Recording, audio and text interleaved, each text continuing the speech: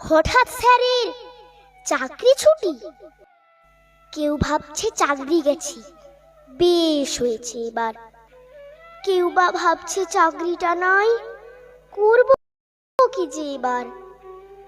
কেউ করেছে চাকরি চুরি, কেউ নিয়েছে টাকা। একবারও কেউ ভেবে দেখেছে শিক্ষক নেই স্কুলে, তাই স্কুলগুলো সব ফাঁকা? আমরা কি কোনো ভুল করেছি পড়তে এসে স্কুলে? ভাববো কিভাবে আজকে স্কুলে আছেন যে স্যার, কালকে যাবেন চলে। জড়িয়ে ধরে বললেন, স্যার আসবো না আর স্কুলে। হঠাৎ স্যারের এমন কথা বুঝতে পারিনি খুলে। চারিদিকে তখন হো হো পড়েছে, চাকরি গেল সবার। ক্ষতিটা যে কার হলো জানি না, ডুবলো ছাত্র সমাজ, এবার ডুবলো ছাত্র সমাজ।